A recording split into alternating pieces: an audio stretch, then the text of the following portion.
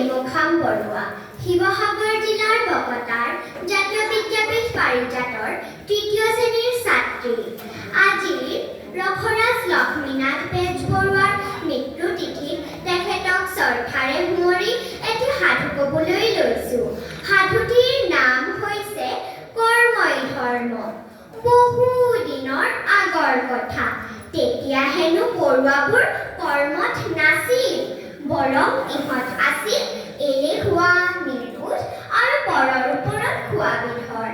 কাম বন নকৰাকৈ আৰামেৰে খাই বৈ থাকোঁতে থাকোঁতে সিহঁতৰ চেহেৰাও হৈছিল নুদুকা-নুদুক, ঠিক পাত বেংবিলাকৰ দৰে। এবাৰ এনে কিছুমান পৰুৱাৰ এটা ডাঙৰ বিপদ হ'ল। সেই পৰুৱাবোৰ বাস কৰিছিল হাবিৰ মাজত থকা এটা চোৰৰ ঘৰত। চোৰে চুৰ কৰি আনে আৰু পৰুৱাবোৰে সেই খাদ্য বস্তুবোৰ দবনি পিটি খায়।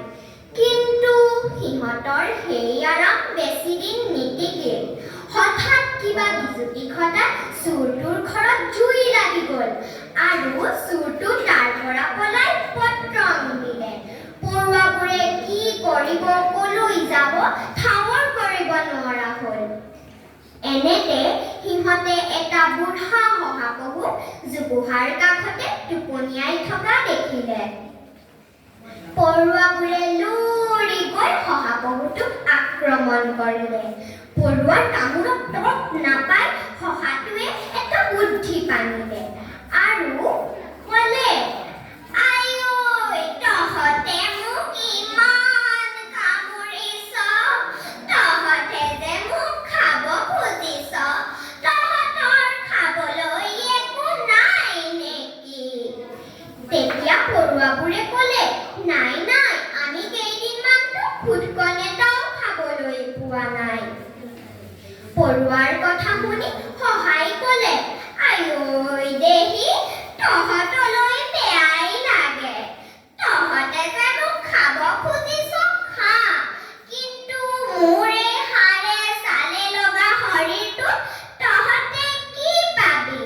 নহ'লে এটা কামকে কৰোঁ, তহঁতে মোক কেইদিনমান সময় দে। মই হাবিৰ মাজলৈ গৈ ঘাঁহ বন খাই অলপ নুদুকা হৈ আহোঁ, তেহে তহঁতৰ পেট ভৰিব। শহাৰ ফাকুটি বুজিব নোৱাৰি পৰুৱাবোৰে শহাটোক যাবলৈ দিবলৈ ৰাজি হ'ল আৰু সুধিলে, ককা, তুমি পিছে কেতিয়া ঘূৰি আহিবা? শহাটোৱে ক'লে, মই শকত হ'লেই ঘূৰি আহিম। মই কেতিয়া শকত হ'ম ঠিক ক'ব নোৱাৰিম, কিন্তু মই যেতিয়া শকত হ'ম তহঁতৰ দুফালে দুখন পাখি গজিব আৰু মোৰ দুটা শিং গজিব।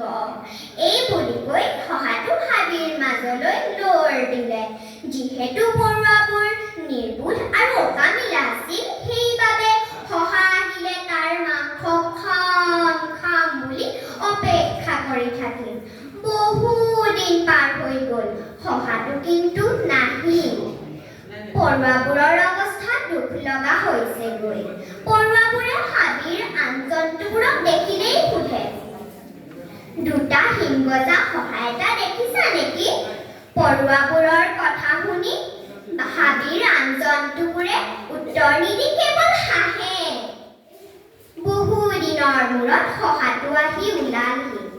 পৰুৱাবোৰে শহাটোক দেখি আক্ৰমণ কৰা দূৰৈৰে কথা, সিহঁতে উঠিবই নোৱাৰে। পৰুৱাবোৰৰ অৱস্থা দেখি শহাটোৱে ক'লে, তহঁত হৈছ যথা মূৰ্খ। মূৰ্খবিলাকহে এলেহুৱা হয়। মানুহবোৰলৈ মন কৰচোন, তেওঁলোকে কঠোৰ পৰিশ্ৰম কৰে, সময়মতে কাম বন কৰে, নিজৰ মাজত মিলা প্ৰীতিৰে থাকে।